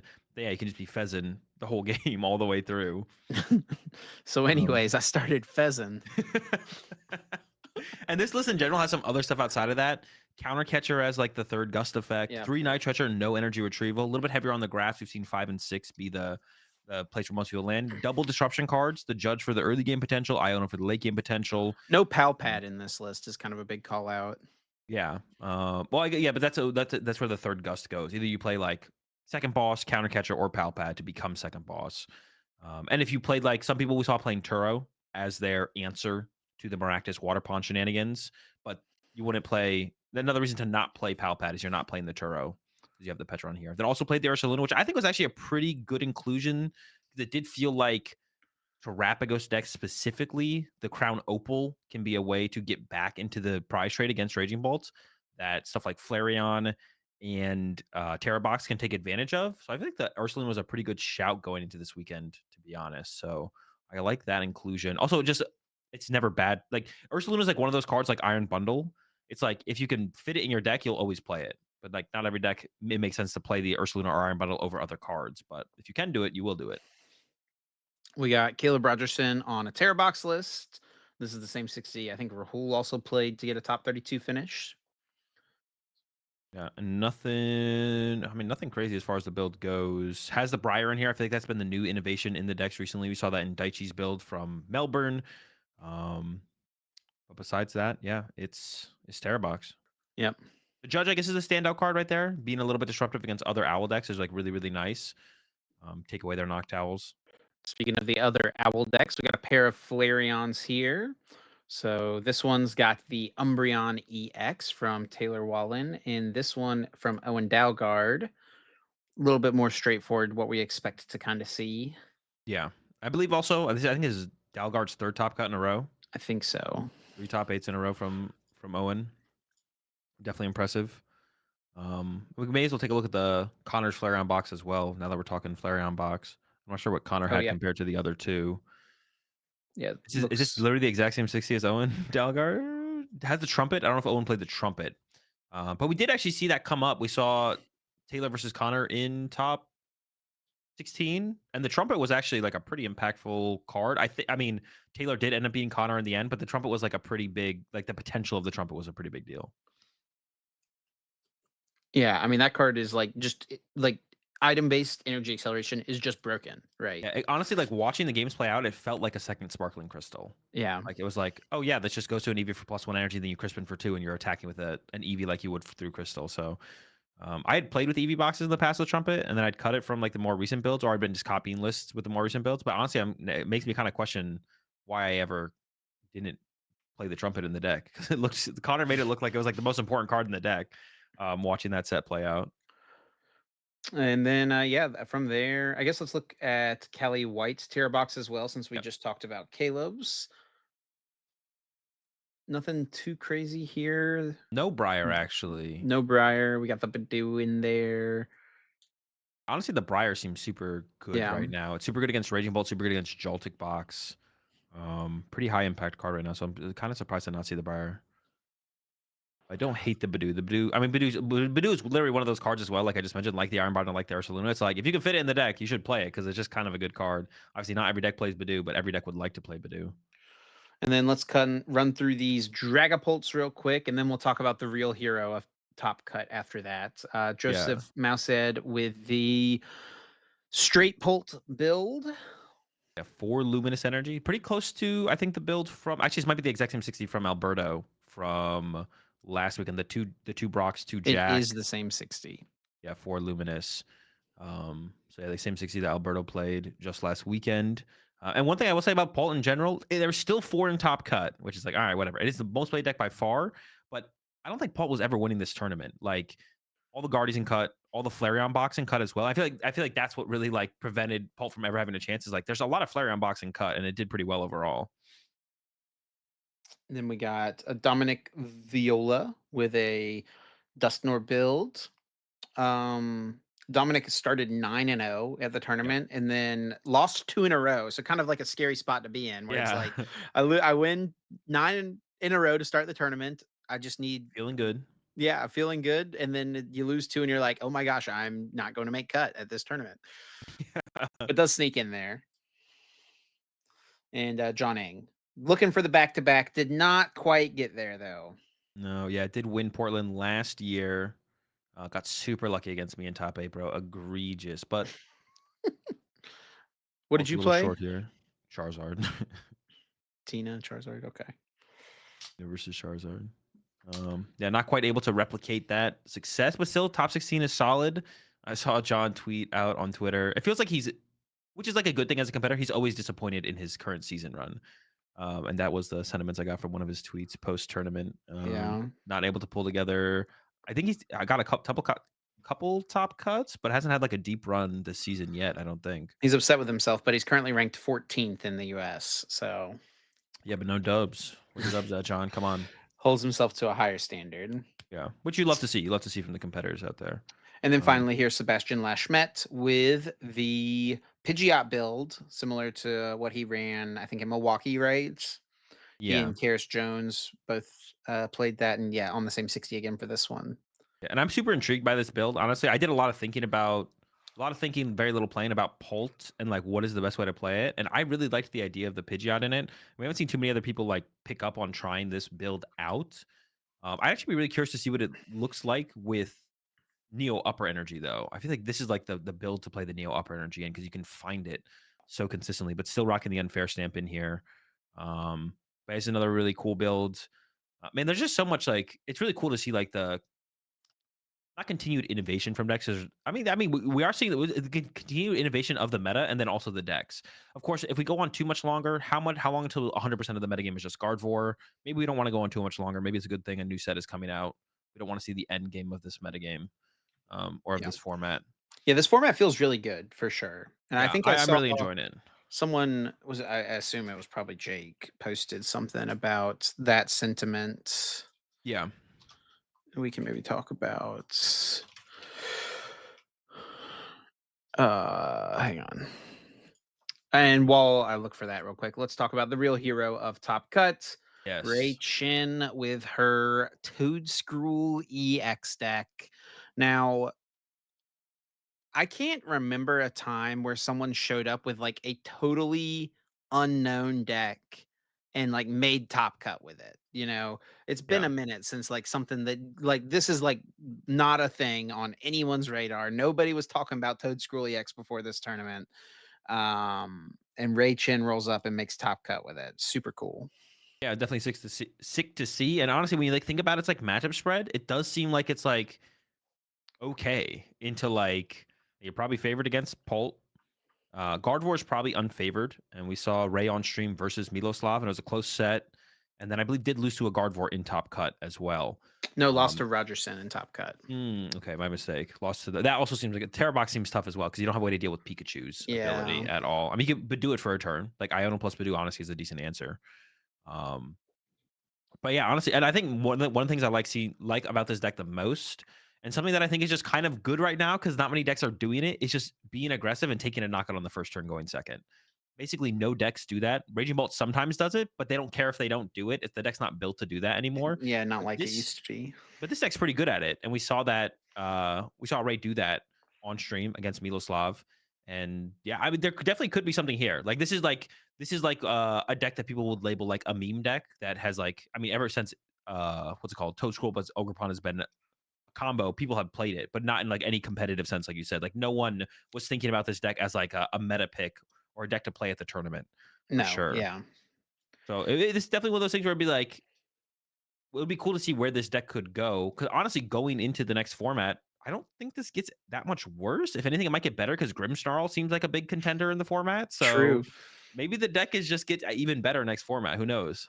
Yeah, and also I think a big benefit for this deck as well is just how naturally good Toad Scroll had become. Like nobody was playing Super Rod as a recovery card. People were playing 4 Night Stretchers in their deck, and you just cut them off of that with Yeah. this Toad Scroll. Yeah, that's also like yeah another this Toad Scroll is like super powerful, but just like finding room. It's same thing with Rapska to be honest. We actually maybe just kind of like the stage one tech Pokemon. Or, I mean, in this situation, it's a little bit different. It's easy to slot in a one of Toad Scroll in your Toad Scroll EX deck, Yeah, yeah, yeah. whereas fitting like a 1/1 line, like the 1/1 Rapska, is a little bit more difficult. But it's something that's been kind of missing from the Pokemon TCG for a while now. Is like 1/1 tech lines. I feel like they used to come up all the time not even that long ago. But as a more recent, it's been harder to find the room. It's been harder to try and make that sacrifice in your deck. But we saw that be pretty successful here, at least with the Rabska. The Toad Scroll is a little bit of a different story, but it is a very powerful card to be including in the current format. Yeah, I was actually talking about that. I was looking at the standings from 2010 US Nationals recently and just looking at like some of these people's deck lists and how often like people were playing just this Yeah. random like there's this 1/1 Bennett or Bennett line in this list. Um like all these different Lux Chomp lists would all have random one of text that like the 2-2 Don fan, like that's not something people played in Lux Chomp really, right? Like Yeah. just these thin tech lines that you don't really see anymore. The 1-1 Mewtwo level X here from Mikey Fouché, right? And you have the Asshole and the one-on-one Dusknoir. Like, I mean, Dusknoir was kind of broken, Yeah, everything but yeah, Dusknoir as a tech, like that's not a tech line. That's in the deck, you know. that is part of the deck. Yeah, for sure. I'm sure some people didn't play it, but Yeah. But it's everyone just placing the high stuff as Mikey. you don't really see these days that was like very common, you know. Yeah, or at least more common back in the day. It feels like there's it almost feels like there's like less space in deck building. But maybe it's just kind of one of the things where it's like that's just the way things have kind of trended recently, but it doesn't mean it's wrong to include them. You just need to like people need to like experiment a little bit more and kind of try stuff out and be a little bit more open to the idea that just playing four of everything and trying to be as consistent as possible maybe isn't going to be the best way all the time. I guess Ravka's like a little bit unique in the Gardevoir deck as well because it's good against so many matchups, right? It's good in Sure. Mirror. It's good against Enzork. It's good against Dragapult. It's good against Terrabox. It's good against Raging Bolt. It's good against. I mean, that's like a lot of decks already. I don't know if it's good against anything else. Well, that's the top cut. Was there any other big specific call outs you wanted to give here? Yeah, Any other unique decks? go all the way to the bottom. Okay, I knew this was coming. Oh Oh wait, you wait, went too where is it? far. Oh, show You all have to. players. No, no, you have Oh, to go oh, up. oh, You day have to go two, up. day two. Yeah, the bottom of day two. Yeah, bottom of day two. Yes, there it is. The Mag Mortar Badoo deck, and the player who piloted this ended up dropping from the tournament. I think they said I don't know for sure if they won round one or if they just conceded round one of day two. But they had They said some they won their round and then conceded. yeah. So they had like a work emergency or something come up, but they were playing Badoo Volcanion Magmortar, won the round, and then had to dip. Won the first round of day two, made day two, won the first round of day two, and then had to dip. So they weren't in a position to actually make top cut. They came into day two at X21, but could have maybe seen like a top 32, top 16 finish from the deck, possibly. But yeah, really cool build nonetheless. And definitely a deck I'm going to be personally trying out. They had another friend playing this deck as well. This person actually came up to me as I was walking around in the early rounds and was like, "Hey, my buddy is 2-0 playing this Magmortar deck. Go check it out." And I walked over and looked at the game, and then their buddy lost that round. But if they had won that, this might have gone on stream at 3-0. I'm not gonna lie. Yeah, But yeah, very cool for sure. definitely a dope build. Worth investigating further, just to make sure. Just to make sure. But I don't have like super high hopes, but it's still cool. You can do some cool things, right? So, like, Volcanion obviously burns stuff. Magmortar makes it so stuff takes more damage. You can set up things where you're item locking plus KOing between turns. So, no Yep. Fezandipity happens. The Magmortar's attack isn't amazing, but you can use it for one attachment with reversal energy, and it gets super boosted up by the Volcanion burning, right? And having a bunch of Magmortar in play. It's definitely a cool build. Yeah. Oh, What's cooler though, that or Toad Scroll? both pretty sick. You know, honestly, this deck is probably cooler. The Toad School deck is like I played the Toad School deck before with Area Zeros and everything like that. So Yeah, yeah, I've yeah. been there with the Toad Schools before. The deck it's still cool. Like the finishes though is like the big part that is makes a difference. Let's just really quickly look at the results from a couple other tournaments that happened this past weekend. There was the Durban Special Championships in South Africa, and there was also an Indonesia Master Ball League. So we'll start over at Durban. We don't really have that much from it, just the results of like what decks were played. So Dragapult, Dragapult Charizard, Gardevoir, Gardevoir, Dragapult, Dragapult, Gardevoir, Gardevoir. Nothing crazy, right? Yeah, nothing wild except well, I mean Charizard. Oh, Dragapult Charizard. Okay, it's a little bit more reasonable. I was like, hold up, Charizard. Yes. Yeah, that's still questionable, but And then we actually have a ton of info from the Indonesia Master Ball League. Shout outs to Cash, who I'm assuming helped to facilitate the collection of most of this information. But yeah, it was won by Calvin Taniwan. Apologize for pronunciations there. Playing Raging Bolts. Second place was uh, Rafli Attar Rico, who I recognize as like one of the better yeah. players from this region. They've been around. They've had success at like ICs and stuff before, so definitely very good player. With Dragapult Dusknoir. Yeah, I did get to restream this tournament as well. They only show uh top cut. They show the top 32. So day one gets played. They don't stream day one at all, and then they show day one is like Swiss best of one, 9 rounds, I think, and then day two is top 32 single elimination best out of three. So I got to watch all of that, and the finals was pretty cool, pretty back and forth. And in the end, Raging Bolt does take it all down. They are playing in a different format than us.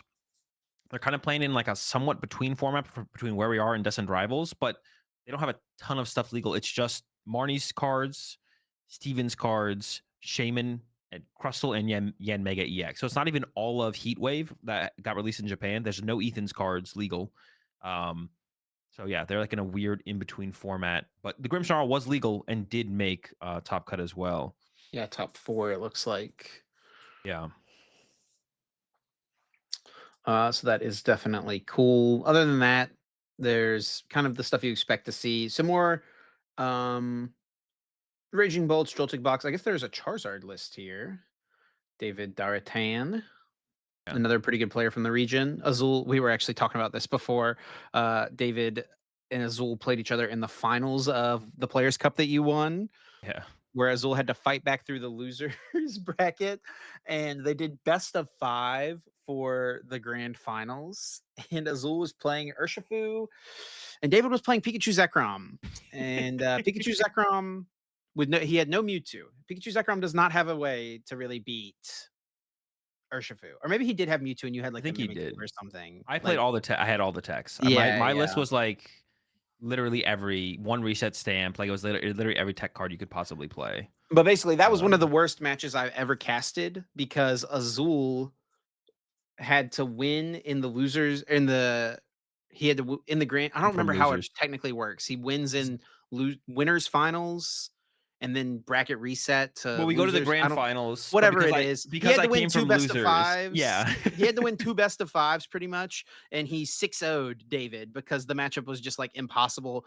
It went on for like an hour and a half. It was insanely Yeah. boring. Azul was probably like tabbed out watching movies or something on the other screen, like. But anyway, David does get top 8 here with Charizard, and some pretty interesting things in here. Tatsugiri, Volcanion. What do you see?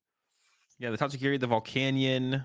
I don't know about that fish, man. The Tatsugiri. It's actually kind of funny. I used to be a huge fan and enjoyer of the Tatsugiri, but we even saw some Tatsugiri on stream over the weekend. I think Diana playing the Joltik box had a Tatsugiri in there, and I was rooting. I'm not gonna lie, I was rooting for the Tatsugiri to whiff, and the first Tatsugiri did whiff. So I was pretty excited for that because whenever I play the card, it just never hits a supporter. I don't know. Understand? I don't even understand how. Like for Diana with the Joltik box, there's like 12 supporters in the deck. You don't even like even if you don't get the perfect one, at least get one supporter. It just never hits, man. It just never hits. The Jet Energy as well in here is like a shout out, but I'm sure that's to combo with the Volcanion. Yeah. And the Latias is actually kind of cool because it allows you to actually one of the like Charizard usually doesn't play Badoo because getting into Badoo on that first turn of the game is like just doesn't happen very often because you don't play very many energy to retreat into it. A little bit higher of an energy count here in Charizard with the 6. Most people usually play the 5. You also have the Latias in here, so you have like a decent amount of ways to get into the Badoo, honestly, with this build. But on top of that, it is a team evolution build, so you have like a couple different routes to take. Yep, Team Evo. Only 2 rare candy, which definitely feels light, but you're kind of banking on those TM Evos, I guess. There's Prime Catcher as well as the Ace Spec, which is interesting. Yeah, staying aggressive. Combo super well, honestly, probably with. I say that, but counter catcher should be active to do like a big Briar play at the end of the game. So It yeah, and maybe we've seen, makes you sometimes with decks that really rely on counter catcher, you kind of like have to annoyingly play from behind. You know what I mean? Like yeah, where it's like you can't take an aggressive line because you need to keep your counter catcher active. I yeah, guess like and then the having the prime prime catcher. catcher lets you still take that aggressive line. It lets you be the aggressor and then maintain that aggression through Arvin, which is pretty big, like when you're getting Ioned and stuff. So probably the Gardevoir matchup is maybe like a big one for that. That's one thing I did want to point out in this top cut. There was Grimmsnarl is definitely a big deck, I feel like, moving forward. I'd put my money on Grimmsnarl being a big deck moving into NAIC. And I mean, one of the matchups theoretically that Grimmsnarl has a good matchup against, but it seems to always come back is Gardevoir. But we see 2 Gardevoirs in the top, I guess, top 9 here. Yeah, in Yeah. the top 9. So Gardevoir's still succeeding over there despite that, the existence of the Grimmsnarl. So I mean, yeah, I don't know. Maybe Gardevoir just survives, right? Maybe it even survives Grimmsnarl, which seems like it should be a favorable matchup for Grimmsnarl. You think Henry Chow is still playing Gardevoir to NAIC? Probably, yeah. He'll probably cook whatever the best Gardevoir build is. Will it actually be a good meta play? Who knows? That hasn't stopped Henry before when it seemed like a questionable play, and he still succeeded with it in the past as well. So that would be my guess. I mean, if it truly is Grimmsnarl's looking to be like 15% of the meta though, and it's a miserable matchup for Gardevoir, I would expect Henry to put it down at some point. I think in the past it has seemed like he has made questionable calls, but Gardevoir's always been a little bit better than I've given it credit for. So, but I think if he thinks he truly doesn't have a decent shot at winning, he'd probably put it down. But hopefully it's not like for night before He pick did up play Golden Golden Go. Go at Well, EUIC. that was a questionable. That was different. That was different. I think he'll trust the process up to the point. He'll trust the process where like the deck he has prepped with going into the tournament, he'll probably stick with. He's not going Yeah. to do any last minute Golden Go swaps. I don't think. That is, he's learned his lesson. He's probably not making that maneuver anymore. All right. Well, with that being said, we can move on to guess that flavor text. But before we do, we got to take a moment to thank our fantastic sponsor, Dragon Shield, for supporting us here at the Uncommon Energy podcast. Dragon Shield, of course, makes some of the best card gaming and tabletop gaming products on the market. We love them for their sleeves. I played plenty of retro this past weekend in Portland, brought my 2010 decks, and always had a good time shuffling up with my Dragon Shield sleeves. I need to actually find the name of the color. I was played a lot of my Gengar deck, and it has like this nice purple. It's not the amethyst, the newer ones, because I've had them for a while. It might literally just be purple matte, but they feel super, super good. What about you, Azul? I guess you've got plenty of sleeves still since you haven't been Yeah. playing in tournaments, huh? Yeah. I am very stocked up still. I will be trying out the Amethysts and the Ambers though at NAIC, or at least that's the plan of now. I could always cancel my trip and just watch. No, I'm going to go to NAIC. I'm locked in. I'll be at NAIC. I'll be Uh, playing. I'm really not confident at this point, so Hey man, I've been excited to play some Grimmsnarl in a tournament. I mean, I'm not like locked in on Grimshaw for NAIC, but it's definitely my front runner right now. Because if that was legal for Portland, I would have definitely not skipped Portland, but unfortunately, it was ooh, not legal. I found the sleeves I was using this weekend. They're on my Gengar deck that I was playing with. They're the Nebulas, and it does look like Mm, they're out of stock, unfortunately. But if these ever come in stock or you see them at your local shop, this is a really good feeling color. I like these a lot. that's the one, the Nebulas. Yeah, yeah, yeah. Yeah, but shout out to Dragon Shell as always for sponsoring the podcast. Link, of course, will be down in the description. Be sure to use code UEPOD over there. Get yourself 5% off and directly support us here on the podcast. Up next, Chip, we got Guess That Flavor Text. And last week, I was gonna go somewhere else with this, like, try and be like, everyone was like super happy that I got points, but I don't know if people were. Um, The Lampent incident of the episode believers, 158. yeah, I am now only trailing by 1 point in Guess That Flavor Text. 32 to Chip's 33 with the Lamping guess last week. But this week, I picked a card. I'm going to read the flavor text on it, and then Chip is going to try and guess which Pokemon belongs to the card and the flavor text. He'll get 4 points if he gets it right without using a single lifeline. For each lifeline he uses, he'll get 1 less point. The lifelines are what set the card is from, what stage the card is, and then read an attack name on the card. Chip, are you ready? I am so ready. And especially, you know what? I am just going to follow my instincts. That's my game plan here. After the Scrafty incident a few weeks ago, where I said Scrafty could have locked it in for 4 points and then used the lifelines and got the Thievel, and it was Scrafty, I'm just never going to recover from that. So I am ready. Let's hear it. All right. Once it accepts you as a friend, it tries to show its affection with a hug. Letting it do that is dangerous. It could easily shatter your bones. Mm, interesting. So, I mean, my first thought is like some sort of like derpy Pokemon that doesn't know its own strength, you know? It just wants to be your friend. Ooh, is it Beware? It might just be Beware. Beware is big on hugs in the anime, I'm pretty sure. I want to say. Let me hear the flavor text one more time. Once it accepts you as a friend, it tries to show its affection with a hug. Letting it do that is dangerous. It could easily shatter your bones. I think it might just be Beware because Beware is big and it's all about giving hugs. I think I'm just going to straight up lock in Beware. But before you tell me if I'm right or wrong, go through the rest of the lifelines for the people playing along at home. I'm gonna do it though. I'm locking it in. Beware is my guess for All 4 right. points. What's the first? What set the card is from is Rebel Clash. Oh boy, I don't know. Stage is stage 1, Okay, please. and then the attack name is Big Throw. That sounds like Beware to me. I just don't know if there's one in Rebel Clash. And the answer is Beware. Let's No, go! dude. Trusting my Dude, now instincts. that Chip's instincts have kicked in, this could get kind of dangerous in the guess that Woo! flavor text. I'm not sure. I'm feeling kind of nervous now. Dude, this man went to some anime reference. Oh, Beware loves hugging people in the anime. Dude, what are you doing watching the anime, bro? Was Samuel at least watching it with you, bro? Are you just hanging out watching the Dude, Pokemon anime to prep for flavor text? it's definitely older, and I definitely just remember seeing like some clip or something on Twitter. I don't remember exactly. I have watched a couple of episodes of what is it, Pokemon Masters or Journeys, one of those two with Samuel, and he loves it. Whichever one Score Bunny is big in, because he loves Score Bunny now. But yes, Honestly, the that's kind of Beware, let's go. having kids is kind of cheating because you're gonna like watch more Pokemon related stuff probably. Listen, bro, you could do both of those things. Have kids and watch more Pokemon anime. True, true, true. The only person holding yourself back is you. True. You could No say more that obstacles in my Azul way. definitely went through the for the big throw this week. Dude, that is so unfortunate. I thought this was like I thought like I wouldn't be shocked if you got this, but I didn't expect a 4-pointer, bro. Like you're not even taking any like safety measures. You're just like all Nah, in on the instincts. instinct I'm gonna have to work a little bit. I have unlocked. to work a little bit harder on these flavor text choices. I thought that was a solid one. I thought it would be like, okay, I wouldn't be surprised if he gets it, but not for 4. Dude, all my hard work gone. I mean, I guess I don't know. I guess I'm not that much further behind then. Is Like that my first ever 4-pointer? Have I gotten 4 before? You've gotten 4. Wait, hang it on. might no, I think this might be your second. Oh, I did get another 4-pointer. What was my other 4-pointer? Let's Or is it see. your first? Indeedy. I got a Oh yeah, 4-pointer for yeah. Indeedy. Back in episode 56.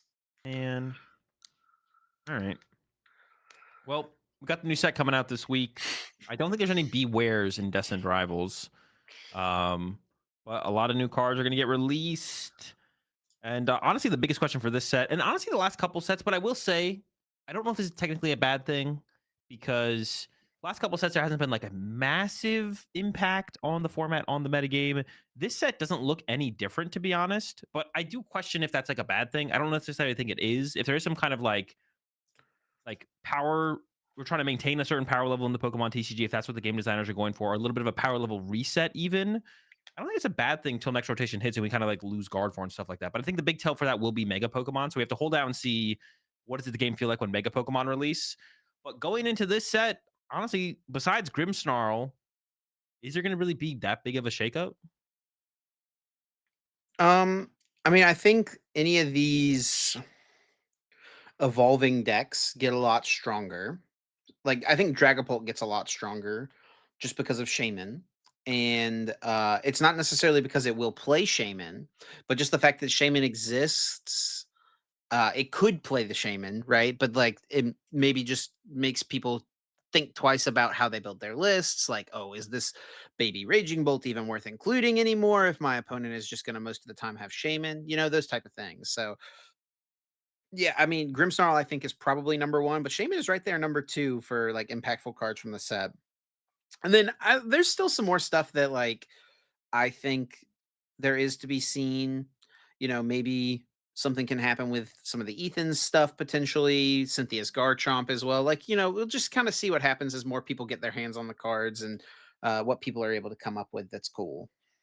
Yeah, I think the Ethans, the Cynthias, I think Ethan's Typhlosion uh might have some potential. Cynthia's Garchomp, I also think it might have some potential. It feels like right now on release, probably not. Of course, we'll have to wait and see truly what how this kind of stuff evolves, what players are able to come up with. Ethan's Ho is interesting still, also like some form of energy acceleration, but overall, like the Ethan's Macargo Ho deck does not seem good. And then of course, like I feel like the Grimmsnarl kind of has taken over as the I don't know the card that people are looking at as being the big impact from the set, and it kind of dethroned Mewtwo. Like I feel like Team Rocket's Mewtwo initially on reveal was like, oh, this is the card from the set, right? This is the big new deck. Yeah. But If over in anyone could have Japan, predicted that that card was not gonna be very good, I wonder who did that.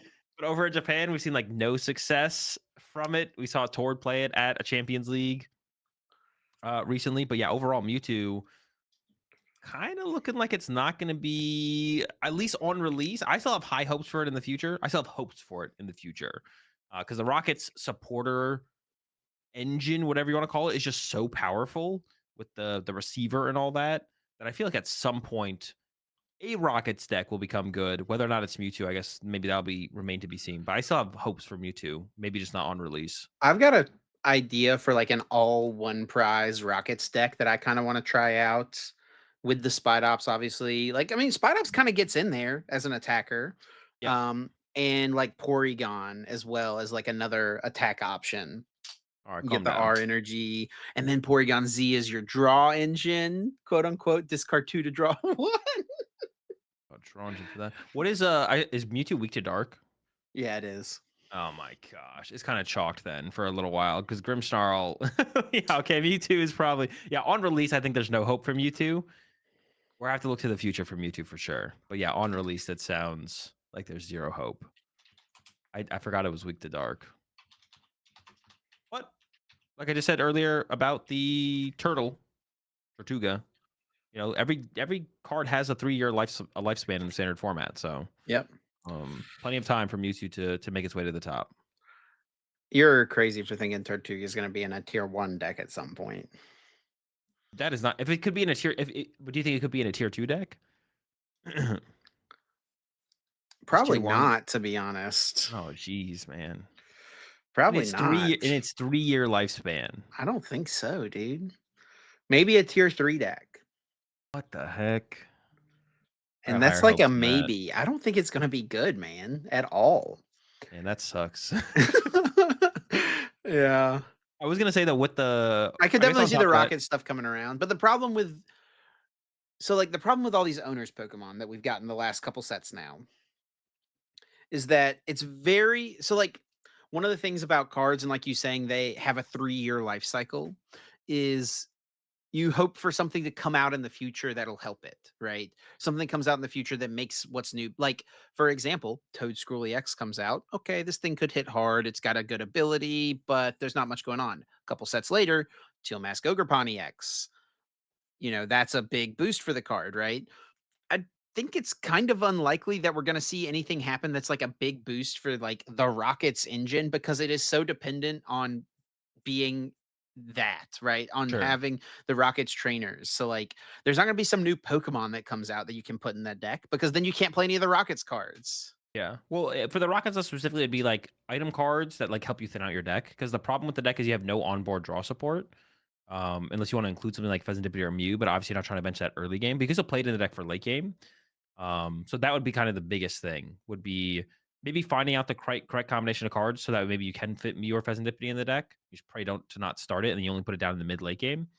And then besides that would just be other cards that help you thin out your deck. So that way, when you get to the end game situation and you don't have onboard draw support, when you get Iono to 2, you have a way higher chance of drawing into what you need to close out the game.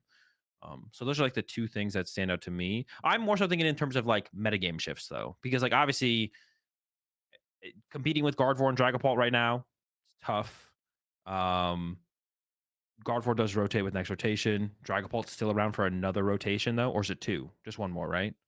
Um, and Probably one more. so yeah, I'm just kind of thinking more towards in terms of a meta shift, and then things working out. A meta shift combined with power creep, not just being like, oh, by the time these cards rotate that Mewtwo struggle against or don't become meta relevant anymore, it doesn't matter because all the other cards, even though they're not direct like bad matchups for Mewtwo, everything has more HP and more damage, so it doesn't really matter at this point.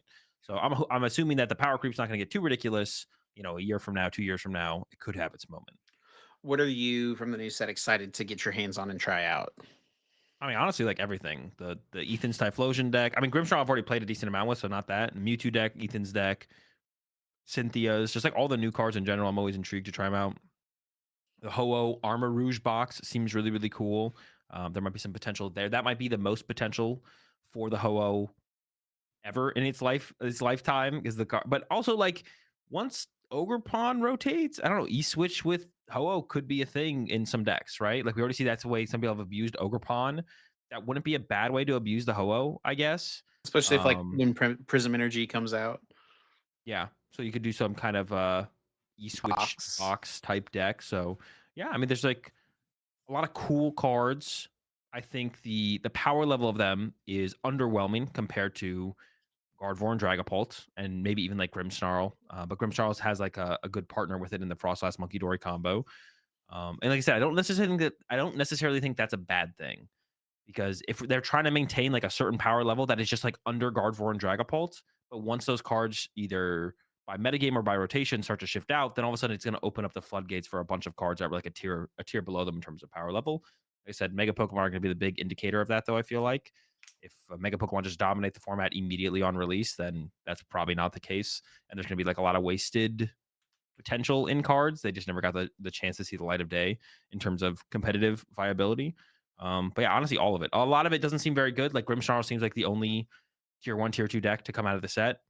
Um, but I mean, I just like playing new Pokemon. So a lot of new stuff coming out that, and I will say that with in general, like even though these last couple sets, like I mentioned, haven't felt like they've had a huge impact on the competitive metagame, it feels like you can play off meta meme decks, fun decks, and they can compete a lot against a lot more of the top decks than what we had previously. So it's still going to be enjoyable to try all these decks out and play them on ladder. You're just not going to get stomped over and over again. All right, let's quickly here for the end of the episode talk about Bologna and the Hong Kong Master Ball League this coming weekend. Now, the Hong Kong Master Ball League is going to be a slightly different format than our current format. It's like this weird in between format where they have a few of the cards from Destined Rivals, but not everything. Like they've got the Shaman and the Grimmsnarl, but not the Yep. Ethans and the Rocket stuff, right? Um, so, I mean, we're mostly going to talk about Bologna here because that's the one we'll have like more information and stuff on as well, like results for next week. I think that just like the big discussion for us right now is what is the best way to play Gardevoir, right? Should Yeah. we just abandon the Brixty altogether? You know, are we leaving that in is that old news? And is it all about the Rabska TM Evo wave? Yeah. I mean, I don't know. I mean, I feel like for the end of this metagame, Rapska kind of just makes sense, to be honest. I feel like and it might create a really weird situation going into Bologna where a lot of people are going to move over to the Henry Chow build, and from Gardevoir players switching the build to a lot of people just like switching from what they were playing to that. And then I think there might cause some panic in terms of what other people were planning to bring. Like anyone who's planning to bring stuff like Terrabox and Zorark as like potential counter decks to the metagame, do you still bring those knowing that the Gardevoir players are going to have the Rabska? Like, doesn't sound that good to bring anymore. Are you still going to bring Dragapult? Knowing that Gardevoir now has a better matchup against you with the Rabska than they did previously. Even if they don't play Rabska, if it's just the TM Evo build, you still have a really, really good Dragapult matchup. And if we see Flareon box pop up in similar numbers with similar success, that's like another reason to not even consider playing Dragapult. Um, that's actually another matchup where like it seems like the win condition again as EV box against Gardevoir is like a mid late game Angelite play that you hope sticks. The matchup, even with the Angelite play, is like a bad matchup. But you can't even do it anymore because of Rabska. Because Rabska just protects your bench from Angelite. So yeah, I don't even know. If playing EV box was already questionable because of the bad Guardy matchup, that's even more questionable because of the horrendous Guardy matchup. You know what But else protects your bench from Angelite? what? I hadn't even thought of this until literally just now. What? Toad Scroll EX, bro. Oh, there we go. Let's go. That's a we might could maybe see more Toadstool EX. Who knows? Maybe we I see more am of gonna that. be really interested to see if that deck like pops up a little bit. I mean, I think it's got a good Dragapult matchup, and Yeah. your Gardevoir matchup probably is slightly unfavored, right? Yeah. I mean, one of the big things it has going for us, it can attack turn one going second, which is huge against Gardevoir. And then also you can KO a Guardy off the bench, which like a lot of decks can't do, like a full HP Gardevoir. Yeah. That's something like Terrabox needs to wants to be able to play towards potentially. but can't do with the Pikachu. They only hit it for 300. It's like a 4 I HP Gardevoir. I interviewed Henry after he won his winning in on stream, and, like, before while we were waiting for the interview to set up, he had his headset on and was, like, listening to the casters, and I think one of them said something about how Ray Chin and the Toad Scroll had, like, locked it up for top cut, and Henry was like, "Oh, thank God I'm playing a super odd." So that, I mean, is something you could see, right? That's like another benefit of the list that Henry and them played, right? Super odd gives you a little bit of more options, right? Where everyone else is just limited or has been focused in on the night stretchers. Yeah, definitely. But What yeah, was let's this just do doing? some predictions real quick for Bologna, and then we'll do one for the Master League as well. Um, Thinking just about Bologna, how many Gardevoir will there be in Top Cut? I guess one question would be like, what are the numbers going to look like? But I'm just Oh, going to hold up. go. Hold up. Before we do this, I realized we didn't recap our predictions from last week Oh, okay. We for should do Portland. that. Let's just do that real quick and then we'll do this. So, recapping, bringing it all the way back to Portland. Our first prediction was what would be the highest placing neutralization zone? Azul said top 32. I was ambitious with my top 16 call. I'm not going to lie. Aiden did go to the tournament, so And there he was like did a make day 2, and he got 65th, meaning he got top 128. 65th sounds way better than top 128, though. yeah. It's pretty funny how that's like the exact set, like 65th and 128 get the exact same stuff, but like one of them just sounds so much better than the other. Definitely did not Ho- pull through for the believers of the zone. Our next prediction was how many Gardevoir would there be in cut? Azul with the 2. I also said 2. And the So answer close. was 3. It was a 14-person cut, so it extended things quite a bit. Yeah. Definitely. Yeah, that's actually one thing we didn't really talk about too much. We almost had it was almost a 16-person top cut. There was one natural tie in the match, and there was also the DQ from a bond. But if a bond didn't get DQ'd and there wasn't a natural tie, we would have had a 16-person Yeah. top 16, which could have been pretty cool. But a couple things happened, and ended up with a 14-person cut there. And then last prediction was pick a player to win.